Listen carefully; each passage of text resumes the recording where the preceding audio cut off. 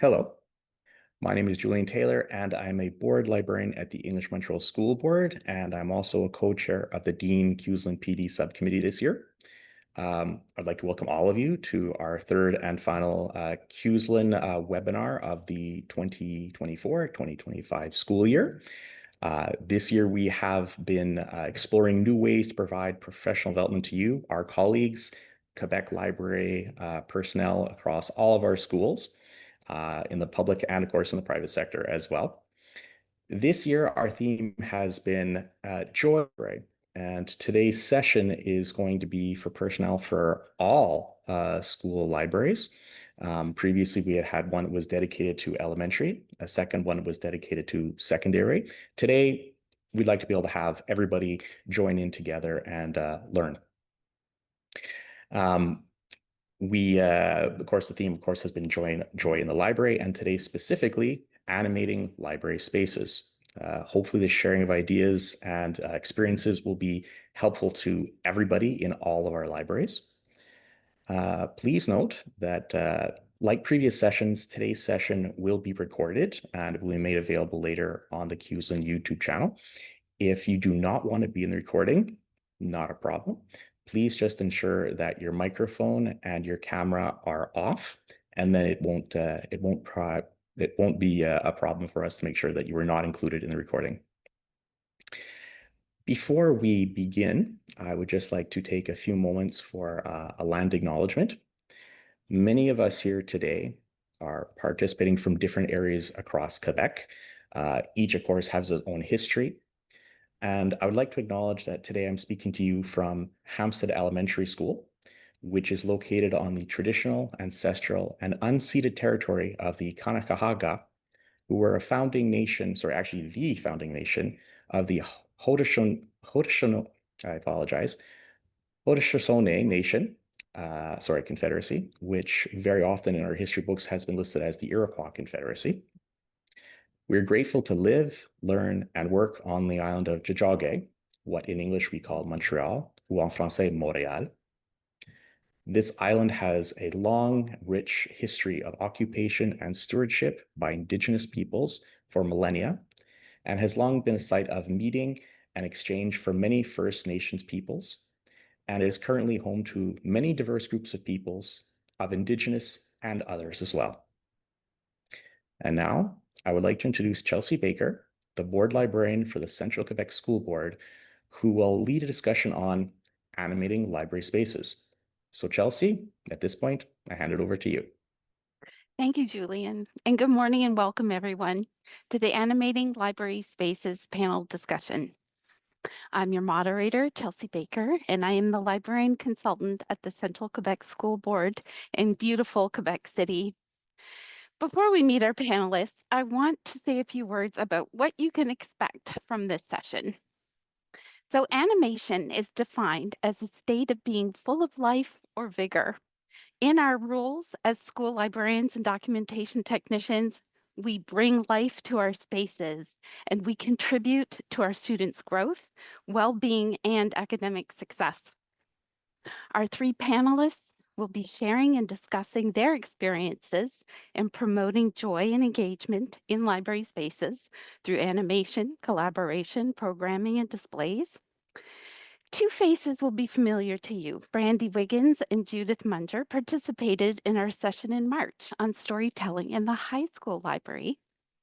And we have one new addition to our panel this time around. Let's start with you, Seth. Please introduce yourself. And thanks for being here. Yeah, thank you for having me. Um, I just want to say quickly, there's a lot of people out there watching. This is the first time I've been on this side of the conversation, so thank you for joining and listening to what I have to say. Um, I work for the English Montreal School Board. I've been here for about 7.5 years, almost exclusively working in primary schools. And I have probably about 900 students spread across my schools. Most of them are Anglophones learning French. However, at one of my schools, I have a very large population of allophone students. And I am full-time and rotate between the three of them, about a day and a half at each school. Excellent. And I've heard a little bit of a claim to fame for you. Which high school did you go to that is a bit notorious? I went to Glenbrook North High School, which is And I'll go ahead. it's the high school where The Breakfast Club was filmed. That is correct. Wow, that's exciting. Thanks for being here, Seth. Thank you. Next, we'll go to Brandy Wiggins. Hi, Brandy. Hi, everyone. Um, Brandy Wiggins. I work in K4 to grade 11 school in Chibougamau, Quebec. It's about 5.5, 6 hours, depending how many times you stop on the way down to Quebec City up north. So it's past Lac Saint Jean. Most people hear the word Chibougamau and it's kind of like Timbuktu. It does exist. I am here. And I serve a school that's K4 to grade 11. I'm full-time. I see each class 2 times per cycle of a 10-day rotation. So I love my job. Oh, sorry. Welcome. I mentioned too that our school has changed quite a bit in the past, where it used to be mostly Francophone kids learning English, and now it has changed to mostly Cree kids from the community that come in. So we went from about 20% Cree 20 years ago to about 70% Cree now. So our demographic has changed quite a bit. Thank you, Brandy. Next, we have Judith Munger. Welcome, Judith. Nice to see you again. Hello, my name is Judith Munger, and I work at Alexander Galt in the ETSB school board, for the ETSB school board. I've been here 20 years. We have a population of the students, probably 850 to 900. It kind of flows a little bit at this time of the year. And we have a few international students too. I'm full-time, and my library is a living space. It's not just a library.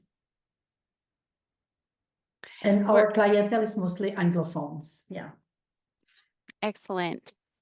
I'm very pleased to have you all here. I'm going to start off our discussion with an engagement question. So can you give us an example of where you have an animation program in your library space and you've noticed an increase with engagement with books and reading? So what have you done to increase engagement in books and reading in your libraries? Seth, we're going to start with you. I think any kind of activity that brings people back into the library is a successful one. So for me, one that I've done and had a lot of luck with is blackout poetry. Kids really enjoy just being able to rip pages out of the books and scribble in them with a marker, and just to see what the end result is, and they can show them to each other. And I put them up on the wall, and then they'll stop and they'll come to the library to look at them and show them to their other friends, and it creates a little conversation. That's always a good time. Blackout poetry with the discarded books, I imagine. Correct. And do you get a lot of requests from teachers, especially to do story time, I imagine? Yeah, especially with the younger students. There's a very strong, the library is still a library, and people still like to come to the library for books. And so stories, especially for cycle 1, kindergarten, first grade, second grade, the teachers really want there to be that element to it. Absolutely. Judith, what kind of animations have brought more attention to the books in your library? We change the display at the front of the library like all the time, and it helps us to put more focus on books that might not be getting out. Also, we raise awareness about a whole bunch of social issues. And like in the show that you care month in February, we change the display every week. So we were dealing with mental health, with depression, hook on school, Pink Shirt Day and stuff like that. It always brings students, and like now, today we have special activities with the LGBTQ plus books that are on the table on a flag. And I put beads and threads on, and they can make their own bracelet. They stop by, they make their bracelet, and they pick up the books on the display, because I talk to the students. I ask them what their passion is. My example is really like cookbooks with like manga characters or the Minecraft cookbook. When they see that, like they say, okay, I take it, and they try recipes. And it's really having a conversation. It's really talking with them. It's an exchange. And if they have like an interest, I select books. I invite them to help me make the right selection of what they want. And after that, I buy the books. Then they come and they have a surprise. The books is there, and it's fun. That's really nice. Involving them in the book Mm. purchasing Yeah. process so that they feel they have a little bit of ownership and what you actually bought. Yeah. That's nice. Brandy, can you tell us what you do for engagement? Our school has had quite a massive overhaul in the past few years. We've had multiple extensions built, and the biggest one was just done. So I get less people coming through my hallway now because the high school has been moved upstairs. So I don't get a lot of high school kids. So I have to kind of come up with creative ways to get them to come down to the library. So I change out, I have 2 bulletin boards in the hallway that share the same hallway as the administration. So the parents get to see what we're doing, and any of the arts and crafts that we do, any of the activities that can be hung up on a wall, I'll put them out on the bulletin board in the hallway. I try to have one for elementary, one for high school. The high school right now has a Bookopoly board up on the wall, and they can come down and get their own little color board. And they have to come see me every time they finish one of the challenges and stuff. I would love to say that it's working really well, but I've got maybe about 10 kids doing it right now. So, but that's 10 more than I had before. So it's hard to get the high school kids down here, but anytime I put anything up for the elementary kids and they're walking by, they're just constantly pointing out, there's mine, there's mine, there's mine. And Oh, then there you go. it kind of keeps them excited about coming to the library. My biggest thing is trying to keep my level of excitement when I talk to the kids about books at their level of excitement. I can't have the same jazz hands that I have with the elementary kids as I do with the high school, because that's chuggy and cringe, right? So I have to temper my enthusiasm for my audience. Oh, I would let my enthusiasm just go wild. Your They find me enthusiasm will so cringe spread. sometimes, though. But I don't care. Cringe is good. Bookopoly, I'm going to have to look that up. I was in your school last week. I saw it. I didn't get to look at it as much as I wanted to, but what a great idea. And I having really it out in the hall to lure I them didn't in. complicate it. I found something online. So I didn't make my own. I found something online and made it my own. Okay, so Brandy, I'm going to stick with you. What is your planning process when you provide programming and animation in the library? Do you plan far in advance, like plan out your year, or is it more a spur of the moment as opportunities arise? You hear about something and you go It's a with it. It's mostly a lot of flying by the seat of my pants, because of all of the changes that we've had in the library. I haven't had time to really focus on a long-term plan. Mm-hmm. I use the calendar that, I don't know if anyone's heard of the Book Wrangler, but he's a really great resource online. He gives a lot of stuff away for free. And he has one of those scholastic calendars where you slip in the dates, and there's a whole bunch of activities, like there's a whole bunch of days and silly days like pancake day, but then there's also the serious days that are in there as well. So I try to stick to that one, but obviously I can't have bubblegum day every time it pops up on the calendar. Mm-hmm. I don't I do work in collaboration with a lot of teachers. So I'll have something planned in my head, and then a teacher will come and say, do you mind if we do this? And I'll switch it up. So I don't have a We set plan. we will get to collaboration later on in our talk, but yeah, that's a very important piece of the puzzle. And the Book Wrangler is the calendar you mentioned. Another thing to look up. Thanks, Brandy. Seth, how about you? What's your planning like when you're in your libraries for programming and animation? I try and plan out for the year as much as I possibly can, because once students actually start coming to the library, it gets very hectic very, very fast. So a lot of my planning is trying to project over the course of the year what do I know is going to happen, and then build around that. So holidays, seasons, any themes that the school might be working with, anything like that. And then if there's anything in particular, I try and talk to the individual teachers to see if there's something that they want to see me be doing over the course of the year. Excellent. And Yeah. how many students do you have in your school again, Seth? I work in 3 schools. So the 900 students is divided between the 3 schools. Okay. Judith, how about you and your planning process for animation? It's kind of both, because there are like the Show That You Care month is always there in February, the Healthy Selfie month in May. But this year we did Around the World Through Rice, and we visited different countries that had like either like human rights problem, or like Brazil with the deforestation, or so we had in the healthy lifestyle, they gave me a budget and I cooked rice with recipes from all those countries and featuring books talking about the problematic of each of these countries. So we visited Ghana, Egypt, Brazil, China, Japan, and I'm always missing one. And but Iraq, because like Iraq with the situation in the States with immigration and Guantanamo being in the news again. So sometimes I will like just listen to the news and this might prompt a display. Whatever is happening, we kind of try to like do something about it so that our students are more aware of what is happening in the world, not just in our neck of the wood, but everywhere.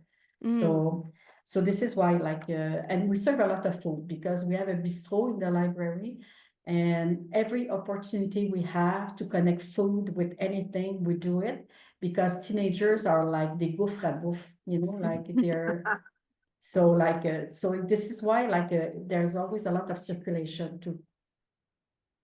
Excellent. Thanks, Judith. We're going to move on to a question about well-being. School libraries are naturally welcoming and inclusive spaces, and we want everyone to feel like they belong. Does anyone have an example of programming in their libraries that promotes social and emotional well-being? Judith, let's continue on with you. Tell me about the Healthy Selfie Corner during exam time. Yeah. I love that idea. Yeah, because the whole month of May, the students are so stressed out about final exam. They have high anxiety. Some of them don't sleep well. I have all those, I shut the lights, in the fuse box, I shut the lights. And I have the whole corner with individual chairs, comfortable chairs, rocking chairs, and even a few tables at the back for teachers also, not just students, but teachers who need a breather. And I have a screen on which I will show like a brook in the forest or fish in the ocean, or no voices, not really music, because the high pitch of voices or some instruments are nerve, they kind of get on your nerve, because when it's high pitch and you're not in a good place, it's disturbing. We'll have some students that will come and do a yoga class with the challenge students.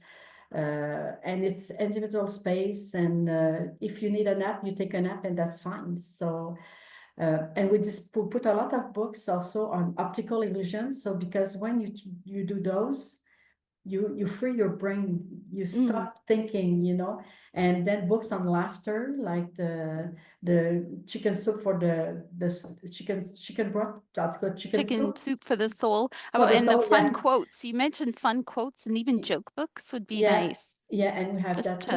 And I put like a book, it's yoga for your eyes, or like Ooh. Tai Chi, or so everything has to be non-aggressive, really like just like on se dépose, and this is a good corner for both teachers also, because some Excellent. teachers, the other day I had a teacher that came in and I said to her, I said, sit down for 5 minutes, stop, just stop. And then she said that the night before, because she's a new teacher replacing a teacher that's been replaced by so many different sub teachers, so the class is very hard. And she said, last night I cried. And she said, now I feel better. So you see, we help them too. That's So so important. the library is for the students, but it's also for anybody who needs Teachers. it. Yeah. Thank you, Judith. That is nice. Seth, in the elementary school, what kind of social, emotional, and well-being things do you have in place for students in the library? For me, it's actually tiered. So little kids don't really think too much about this so much. They're not thinking about, they're not asking me for books about mental health. but I try and make it a point to have stuff in the library. I'll buy things in the collection so it's there, and I'll put it out when it's time to borrow books. But I also work it into story time. And so I'll just make it a point to just read a book about something that has to do with emotions or confrontations or anything like that over the course of the year. So it's not all silly books. Sometimes there's, more serious messages involved as well. Yes. I also curate resources for the teachers so that I can set aside. And then I have things that if a teacher has a conflict or a situation she wants to work out with the students or a group of students, I can make sure that I can have stuff there and I can show the teachers or the staff, like, look, I have all these books here. These are for you. If you ever want them or need them, this is what they are and this is where they are and where you can come get them. That is such an important service because a lot of teachers might not have time to familiarize themselves with all of those titles that Mhm. can really zone in on something they're dealing with. Yeah. That's great. Randy? I do the classics. I'll have a puzzle out, or I make those, I don't buy them, but I make those big, huge coloring posters that you can stick a whole bunch of 8.5 by 11s together, and then I'll put it up on the window because we have this massive lobby area for the high school upstairs, and it's just complete windows. So I'll put it up there with a couple of cups of pencil crayons. And at first I thought they would find it a little bit cheesy, but they were actually using it and actually coloring. I'll always have the library open during recess with music playing, or the high school kids know they can come in here at any time and chill out if they need to. It's often used by teachers as a sort of calm down place too, not for over too bad Oh, behaviors, but just kids who need a little minute, you know, and then I'll go and have a little chat with them or something. So it's just nice that it's open all the time. The library is open. I bought those not plastic, but the fluorescent light covers. So all of the lights in my library, there's 12 of them, have those big fluorescent bulbs, and I really find them very aggressive. So I got bamboo forests to cover them. So it makes a really nice chill lighting in my library. I have a lot of natural light in the library, but this makes it nice when we yeah, close. you look up. I was impressed by those. You look up and you feel like you're on the floor of a bamboo forest. It's Yeah, really neat. I like yeah. those. We're going to go on to a question about expectations. There are a lot of things happening in a school. The pace of school can be quite incredible. Every day there's something going on. So communication and marketing your animation ideas can be a challenge. Sometimes you might have invested a lot of time into an idea, but you don't get the desired or expected results. How do you handle, first of all, I guess this is a three-tiered question. How do you deal with your expectations? And then how do you communicate and market your ideas of what you're doing in the library? Let's start with you, Judith. Okay. For marketing, like we post like in the student bulletin, like we give them the days, things like today food tasting, like it has been in the bulletin for a week, so students know about it.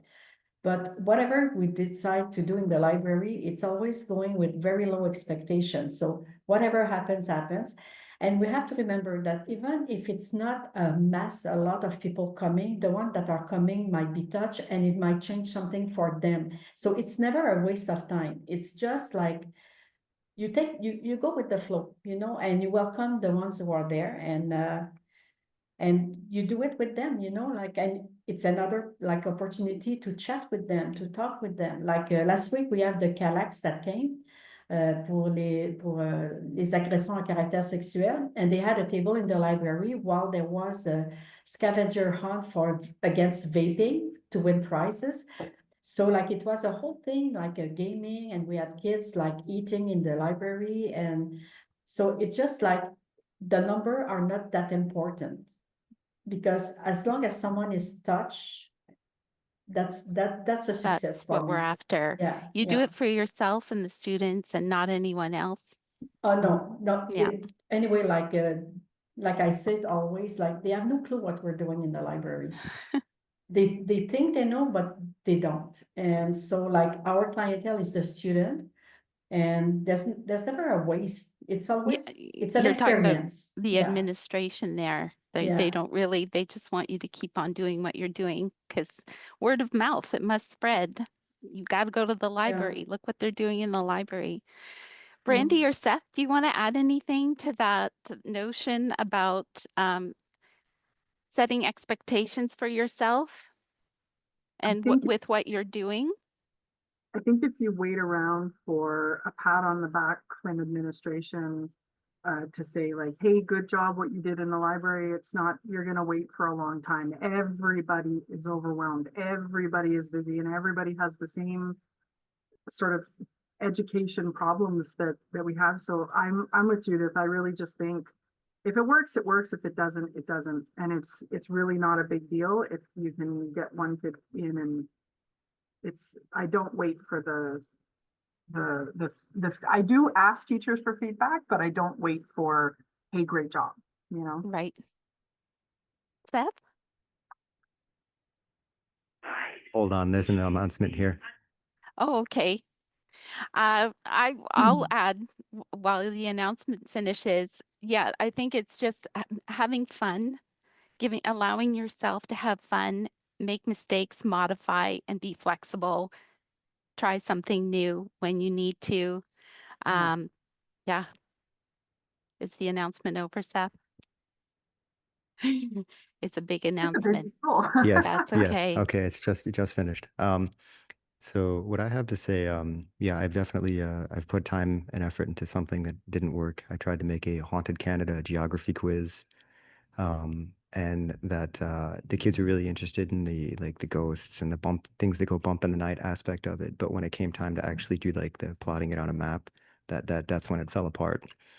Um, and so like kind of like what Judith was saying, I think it's really important to think about doing this stuff as much as for ourselves as for the students because it keeps the work from becoming too routine. If you can invest yourself in something that's kind of like, hey, I wonder about this, would this work? And that's also, you know, for me, I'm not in a secondary school, I'm in primary schools. I have a captive audience. So the students are coming regardless. And it's really easy for me. I don't have to worry too much about going out to promote my services because everybody comes to me anyway. And I can just ask the teachers and the students when they come to the library, hey, would you like to try this? Mhm. In terms of promoting the library in general, does anybody go to assemblies or staff meetings or make announcements on the intercom? I'm just kind I of don't make throwing that out announcements there. I don't make announcements on the intercom. Sorry. Assemblies, anybody? No? We don't have traditional assemblies, like they don't happen all the time, but when I do, I'll go in just to say, hey, you know, I'm here. Don't forget to come to the library. So but nothing concrete. Yes, Judith? They have lots of meeting in the library, staff meetings or Petco meetings or thing, and they have like once a month the birthday for the staff, you know, so they come with cakes for celebration of the staff that it's their birthday, like the social committee for teachers. So they always come to the library every occasion they have because it feels homey. And they were like doing renovation to the auditorium at the beginning of the year. And for 3 months, all the meetings were in the library all the time. Ah, So like, they know where to go. oh, That's they know good. where to go. Yeah. Seth, do you want to add anything else before I go to the next question? About I talk directly to the teachers as much as I possibly can. excellent. My next question is about passive programming. Passive programming checks all the boxes for a budget-friendly, unstructured, and low-commitment way to participate in the library. Do any of you have any positive passive programming experiences to share? We're going to start with Brandy. I don't have a large amount of space to have something set up all the time in the library, like a A corner where makerspace. this is the maker space, but I'll often use the table that's right next to my desk that I'll put something out during recess or even during their library periods if something's not specifically planned. So I'll always have a little something that I can just pull out. I keep things in bins and things like that, so it's easy to move around and it's easy to pull out at the spur of a moment. Seth, do you want to continue with this question? Do you have any ideas for passive programming? A lot of the programming I do has to be as hands-off as possible because I have a limited amount of time with the students. So I have to keep myself free with the time that I do have. To that end, like I have something I made here that's more or less passive. I made speech bubbles out of foam board for comic book month. Oh, And fun. I can give the students dry erase markers and some pictures and have them create their own little comics with the speech bubbles. And that's largely hands off once I set that up. Oh, that sounds like a fun idea. Judith? I don't know if the bistro could be considered like a passive programming space because like when we have visitors, que ce soit Iris Estrie, de Calax, SOS Grossesse, or they always have a table in the library welcoming the students. They have exchanges. I don't really do anything for them. And they're chatting and like they have herbal teas because we serve herbal teas for free. And cold at the moment because it's very warm outside. So we mix herbal tea with a little bit of juice but I think it's because all the different visitors that come in the library, I would consider it like passive programming because like they come and they chat with the students. Like this morning, we have the New Horizons School who's there meeting with students that might be in jeopardy of graduation, like they have problems. So they're here and they kind of do their stuff. And I don't have a hand in that. So yeah. I did a lot of passive programming when I was in a public library, but also it can be as simple as an inquiry question and putting the question on a wall. It was where do you prefer to swim? Because there's been a lot of books about swimming. And I said, do you prefer a pond, a swimming pool, the ocean or river? And just putting a sticker and then talking about it and then looking at those swimming books. I've heard of one librarian who has 2 jars on her desk with an either or question, and students will put a colorful bead, and all you need is those 2 jars, and they can be really funny questions like, would you rather, I think the example was, be covered in body hair or have a really big head? So the students were putting beads in the jar. I thought that was a really good idea. I'm stealing that. It's Yeah, very funny. totally. Yeah, it's a really good idea. And I think that we're going to have a takeaway, if I'm not mistaken, with different passive programming ideas. So you can really get inventive and you can talk about, even we just had a Canadian election. Maybe we could have had a little mock vote somehow, or one I remember that I did at the high school was about driver's ed questions because they're all interested in getting their driver's license. So I forget the details, but I did do a passive program. What do you think about this in driving lessons? That's cool.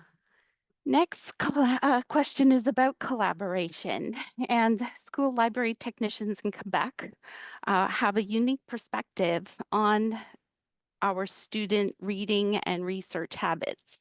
We are not bound by evaluations and lesson plans, but we are there to support our schools academically. What collaborations have you had in your library spaces to support teachers and students with success academically? Brandy, can we start with you? I just finished with grade 5 and 6. I used to do zines all the time when I was in high school. I'm old. And we used to make the little zines where we would fold them up and then make little booklets and put them all together. So we're doing that with grade 5, 6, and they had to choose a celebrity. And then they handed in to me. I've worked with the teacher to have a rubric and have a mark for it. So they're actually getting points for it. So they're working on it really hard. It's really cool. And then I scan them and give them 5 color copies each that they'll fold up, and then they can trade with their friends.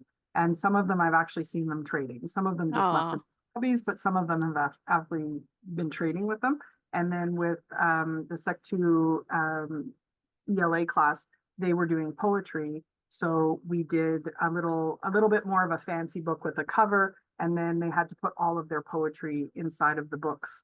And those ones I won't scan and give them back, but they've been coming in at recess to finish it because they ran out of their class time. So they've still been coming in, and it's been really, really good.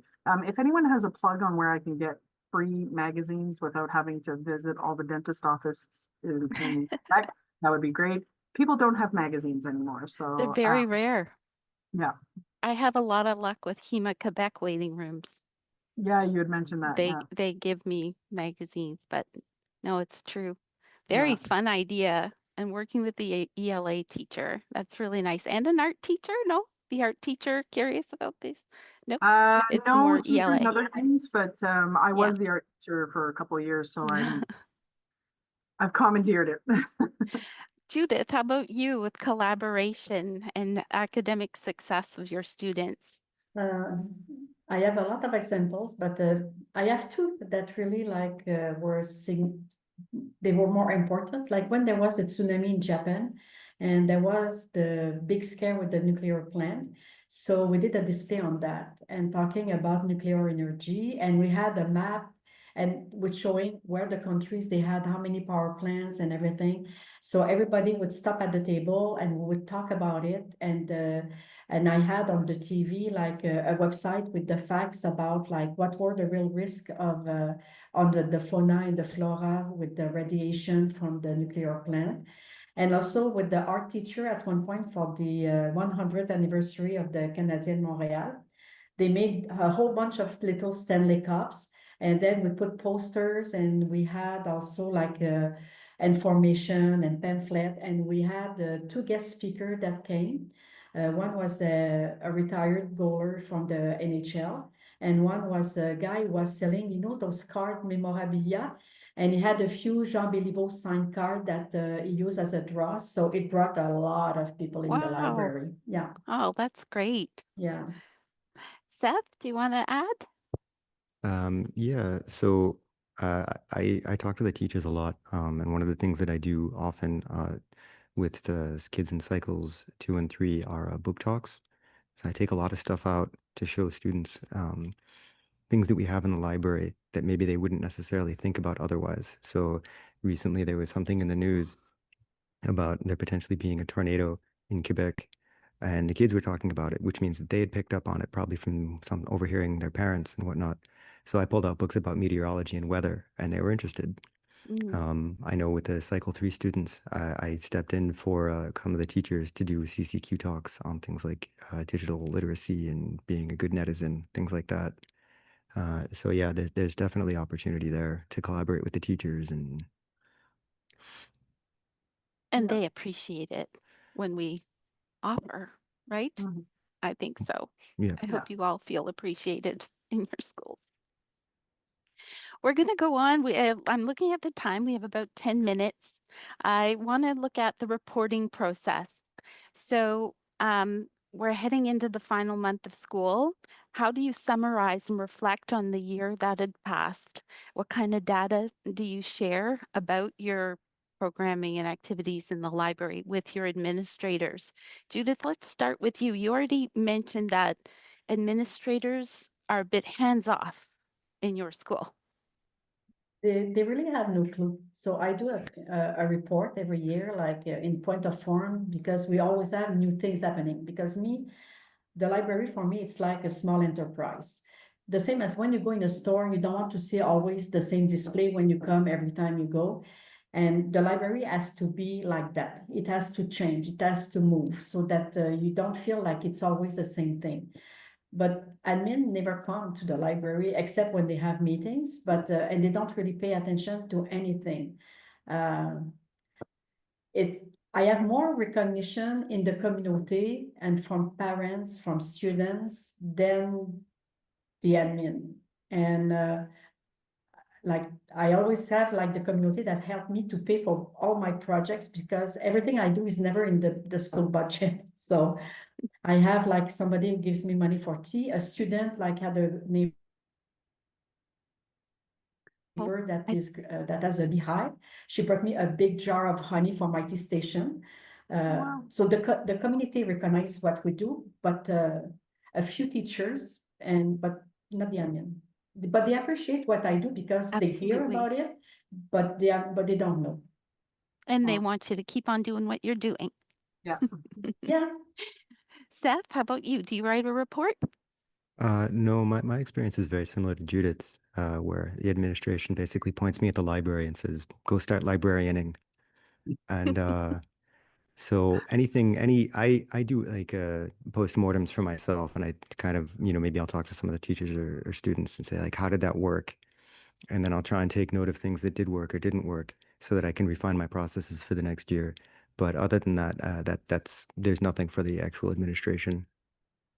That kind of goes into my next question is about how do you gauge success, Seth? And I'll stay with you on that one. Mhm. Really, you look at your postmortem, you said, of what you've done. How do you know if it was a success? Um, I don't always know. I don't have a way to quantify or measure whether it works or not. Um, Usually I gauge whether it's a success based on the student response to the activity. And if the students give me a positive response to whatever I put before them, then I gauge that as a success. Because we're in a school library, I don't, my budget isn't based on how much books are circulating or, how much foot traffic there is. So I don't have to think about whether or not the books are moving. But if I have people enthusiastically coming to the library to ask me questions, then I think, okay, this is probably that thing that I'm doing. It worked. It worked. Yeah. Yeah. Whenever I did a story time and if the book got checked right out right after story time, I Mhm. knew that it was a success. That was my gauge of success. Randy, let's put you in the question about reporting and then gauging success. I just do a really simple report, more for our governing board than for the administration. So I put in how many books were checked out if I have that information at the time, because usually I give it at the end of the year. And also we're an AR school, so we always have a running tally. You can in AR, you can have the report of how many books have been taken out, how many words have been read and stuff like that. So I'll put that in there. And any of the activities, because Judith writes in what activities she does. I think I'm going to start doing that, adding that into my report, just so the parents on the governing board know what's happening. Nice. I don't know how useful the report is, but it's just nice to keep your position in the forefront. And for success in the library, much like Seth, it's the enthusiasm from the kids. We have hall passes that the kids need to bring when they come to the library, and depending on how thick the pile is, that will tell me that it's been a successful year of having kids come down when it's class time. So Excellent. Judith, your marker of success. How do you know when things are going tickety-boo at your library? I think the excitement, and Enthusiasm. the lineups, when new books arrive, they're excited to see them on the cards, and we put them on different displays. It's really like the students bring their friends, and they come at lunchtime, and they're happy, like sometimes to have their table reserved. And then, like, I have a little boy. It's kind of very rough around the edges. He's in level 1. So now I'm trying to civilize him a little bit about politeness and things like that. And he asked me, he said, "Are you going to be here next year?" Because he heard I was retiring soon. I said, "Yeah, I'm keeping one more year because I still have fun, So I said, "I want one more." He said, "Okay." He said, "Because my sister is coming next year and you have to be here." Aw. so cute. And and he has a big, big heart, but he needs a little refinement. And so for me, that's my success. It's when I put my head on the pillow at night, I look at the day I had, and I can have a smile and say, "I did a good job today." So That's that's my really nice. gauge. Yeah. Thank you, Judith. That's sweet. We're going to show a few pictures of some of the activities that you shared with me, but before we get to that, I'm going to ask you to think back when you were brand new in your position. what did you do to get to know students and teachers and even knowing the culture in your school? Did you use animation strategies to try to build relationships? Can you think back to those early years? Let's start with Brandy. The first couple of years I was really overwhelmed with everything because our school used to be quite a bit smaller and our library was a closet. So now sometimes when I walk into the room and I realize that this was a completely naked space and I built this up from those kind of interactions. What do people want to see? How do they feel about it? What do they want to how do they want to participate in the library? So it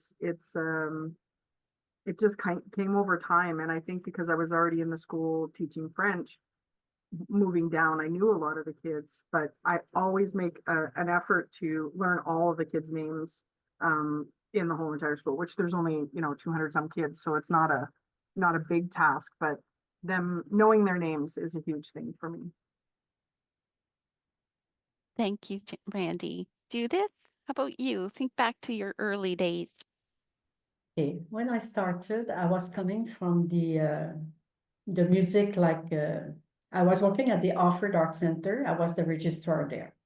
So I came from international virtuosos to a high school that was not up to date. It was kind of a desert. Nobody came. No teachers were afraid to come to the library, and there was nothing updated like in the collection at all. So the principal, he said, I give you carte blanche. You do whatever you want. And I told him, I said, okay, I'm like a bulldozer. I will go forward. I don't back down, but I will go slowly to let people get to know me because I was from French education. So all my knowledge was in French literature, not English literature. And I hit all I could like read on newsletter, best list like from the last 10 years and everything, and visited all the Anglophone library I could find to kind of start to have an idea. And I gave myself a 5-year plan to implement everything I wanted to do. We had a population of 1,100 students at the time. And for the whole year before I arrived, they borrowed only 1,100 books. 1,300 books, sorry. So it means one book per student. If you take away the ones borrowed by teacher, it means it was nothing. And within the 5 years, we almost reached the 10,000 mark. Wow. So like for me, it was, and then I had to go to the teacher. What are you teaching? What is in your curriculum? What do you need? And then I would make lists and I would prepare cards with whatever I had. And when they were here with the class, I started to talk with the students. So this is how the ball started rolling. But the first year and a half, it's pretty much was just cleaning up, starting those relationships, and then build on it. So yeah. Thank you, Judith. Quickly, Seth, do you have something to add before we do? I don't know if we'll have time to show the pictures, but I'd like to. But Seth, go ahead. I'll just try and be real quick. I think initially it was just really just meeting everyone and introducing myself. Who am I? What would I like to see for the library? And then asking them what they want from me and trying to be open to suggestions and possibilities and proposing things. And, would you like to see this? Would you like to see that? And just having an open dialogue. Excellent.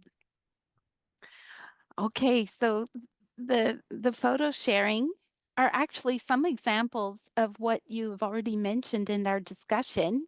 Seth, we'll start with you. What are we looking at here? This is a wall of blackout poetry. So I told the kids, I said, look, this is not, you're not being graded. Oh, sorry. Sorry. You're not being graded. I'll put it up on the wall. Just put your name on it. And I have in fact done that. And basically it's just a way to decorate with student work. Excellent. And we had a flash of the next slide. So I've only done this once. I did this once at a couple of my schools. It was a lot of work and planning, but it was a lot of fun. I made paper out of recycled books. So anything I weeded, I set aside. And then as you can see, the materials there, I turned it into paper that I could cut up and give to the students. Great. Did it get messy? Yes. Okay. Like, Look at how this. messy, Seth? How messy? You know what? Not too bad. I planned for the mess and I put towels and stuff on the tables, so That's it good. was not too much cleanup. Manageable. Hmm. Judith, these were great pictures of your Montreal Canadiens. Yeah. And also like on the top, like in the aisle, there were pictures of all the players from the team at the time. Nice. Yeah. Next slide. Oh, okay. I That's like what, this one because of the props, Judith. yeah, but you should have seen, like, I had a colleague, Dale, he was 6'7" tall. And we did a cache with the head of a deer that we borrowed from a teacher. And we have all these books on hunting and fishing and safety also, like if you're a hunter, because we have lots of our students who have families that go hunting. So I just love that deer. That's fun. Yeah. Brandy, what are we looking at here? So for the past 7 years, we're on our 7th book now. I've collaborated with the grade 3 teacher, and she gets the kids to write their stories, and then they have to illustrate it. We scan it, and then she sends them away to Shutterfly. So I get a copy, and she gets a class copy of a hardcover one, and then we just do spiral bound ones for the kids, and it is an absolute hit. The kids cannot wait to get to grade 3 because they know they're going to leave with their book. So it turns out really, really good. Really love it. nice. Yeah. Next slide. This is a few of the zines that the Sec 2s are on the right, and the grade 5, 6s are on the left. And they're varying levels of nice and varying levels of research in them. But the Greta Thunberg one there, which she spelled her name wrong, which I just realized, is amazing. There's so much information in there, and the girl who was doing it kind of really got interested in Greta Thunberg, so I gave her all of the books that I have on her in the library, and now she's kind of getting into environmentalism, and so it was a success in that sense. That's really great. Thank you so much. I don't know, do we have enough time? I did want to just point out, this is me making buttons with button makers at A.S. Johnson Memorial School in Thetford Mines. Button makers are an excellent way to bring teens into your library. They're so much fun. Next slide. And I did want to point out, I got mine from People Power Press. It's about $380 plus you invest in the button pieces, but money well worth spending. Next slide. Poetry Parade. I took poetry books and got out of the library and into a school assembly. The students all picked a poem and recited the poems and made art from this book by Douglas Florian, Comets, Stars, the Moon, and Mars. And then when everybody left, I had the older kids pick out poems, write them out on the computer, print them out, and make these little poetry scrolls. And leaving the assembly, everybody got a poem in your pocket, which is an actual day. And finally, I have one more slide. I really love this. World Postcard Day is October 1st. There's a great lesson plan there. And an author was visiting our school and gave me a huge stack of postcards that he didn't know what to do with. So I made an activity. I got funding for stamps. It was a mini writing project. The students learned how to write an address. And this lesson plan has a really good video, 9-minute video on how mail systems work. I watch that video just for fun sometimes. It's that good. We're going to go to a Q&A just for a minute. Do we have anyone who would like to ask the panelists a question or write in the chat? Just see. Is there anyone who would like to ask a question, clarification on any of things that we talked about? I see that Sarah Ogilvie had asked where we would get the large coloring sheets to put together. Oh. So that I just took an image, and then you can break it apart. If you just Google it, there's a lot of videos on how to do it, and it's just setting it up in either Publisher or I think I did mine in PowerPoint because it was easier to do. And then you just have borders and you cut them out and tape them together. It's a lot cheaper than buying the big rolls that they have. Laura. Laura has her hand up. I have a question going back to your collaboration with teachers. So I'm in a high school, Sec 3 to 5, and I try and I try and I talk to the teachers and I want to work with them and I want to do more programming in my library, and they're so busy. They're so busy, and I just can't get teacher buy-in. So I'm just wondering if you have the same experience or how you get the teachers to work with you, because I can do a passive program, but you get more students if your teachers collaborate with you and they bring their students and they bring their classes and you want the library to be used a lot. So I have a hard time getting teacher buy-in. Judith, go ahead. Okay. There are three things I'm doing with the teachers, like because we are at the end of the year, so I will ask them. I said, "What are you going to teach like in August?" Especially the art teacher. Like one day it was doing hats, another year it was photography, and I said, "Can you just give me a few suggestions?" I sent an email, and they send me suggestion. I buy those books when they're in. I say, "Okay, your book is in, whatever it is." Also, like when you have Black History Month, I do a display with a whole bunch of books, Black History. So I send it to an English teacher. I say, okay, we have lots of books by authors from the diaspora or Black American or Black Canadians, and you have that. Indigenous Month in September, like everybody knows, we do Indigenous Peoples Awareness Month. I had Miss Vio that sent me a list. She said, "Do you have these books?" So she had a list of things she wanted to teach for next year. So some we had, the one I didn't have, I put them on my list to order them right away. You kind of have to grab them when they are at the photocopy machine or something like that to say, "Do you have suggestion?" Or you send an email, book suggestion for your classroom or topics you're going to teach. So with that, I can go a long way. Thanks, Judith. We have a question in our chat from Lynn. She's asking Brandy, do you do your zine creation activity along with the English classes, or is it just a library activity?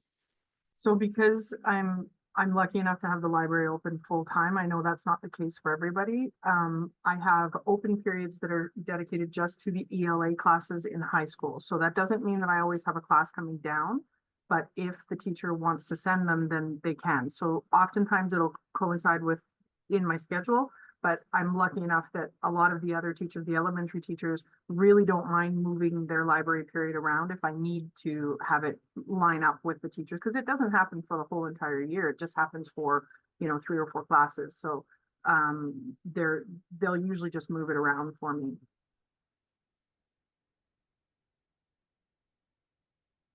Thanks, Brandy. When I was in an elementary school, I was only 7 hours a week, and I struggled just to change the display sometimes, and my space was really small. So it's true, we all have different realities and we do what we can. But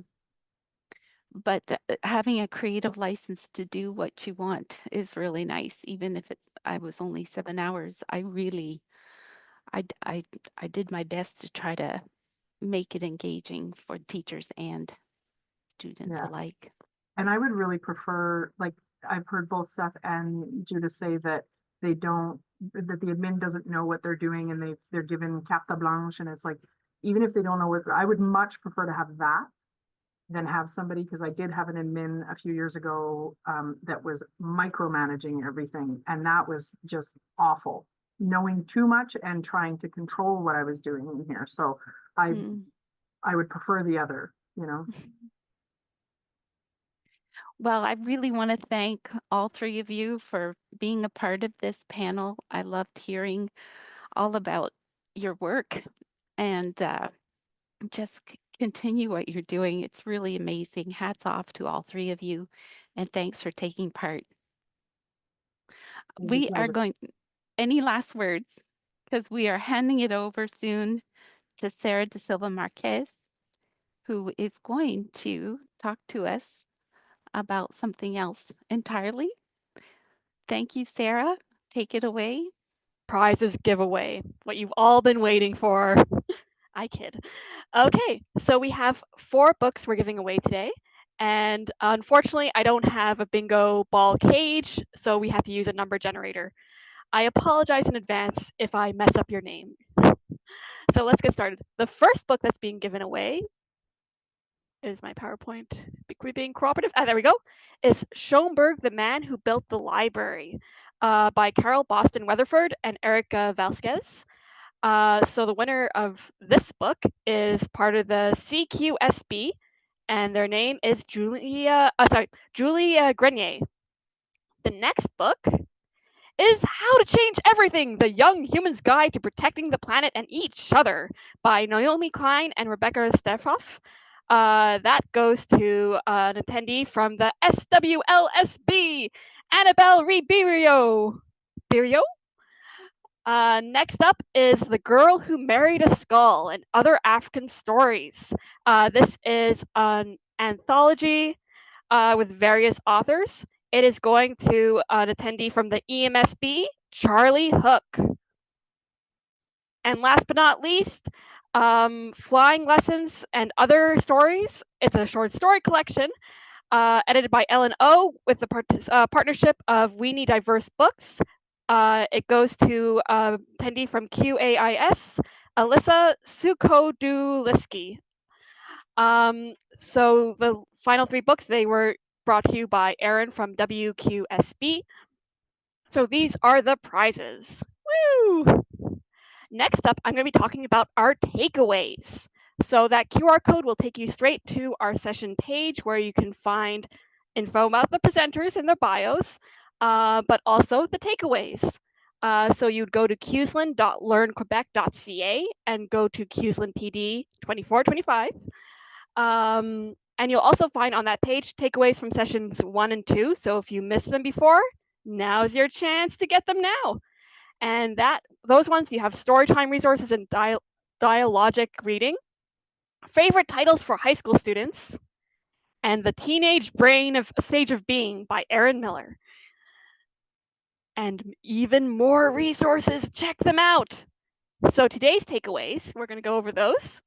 We have now set up on the QSLiN website a calendar where you can track all the holidays and all the special weeks and months and all the fun days that you can incorporate into your library programming. And if a calendar isn't your speed, we also have a PDF list with all the dates. So that's now available on the QSLiN website under calendar. Another takeaway we have is manga for elementary. We're trying to keep it not as cutesy because the kids complain about it being too cutesy and for babies, but I did incorporate some cutesy things there. Next up, we have picture books for high school. There's a great, beautiful selection there. A beautiful selection there. And it includes poetry, nonfiction, books about emotions and reflecting on different aspects. Next, we have Dread RPG. That is a role-playing game. It is kind of like D&D, but with a Jenga tower, and if it gets knocked down, the character dies. And to brighten up a little bit, there's a bit of a spin in that document. You can incorporate sock puppets. So check that out. And lastly, we have programming ideas. So these are a collection of different programming ideas. We have Blind Date with a Book, making paper flowers out of weeded book pages, and a student recommendation display. These are just a few of the shared programming ideas. I highly encourage you to check out the whole list. And I'm also announcing next year's theme.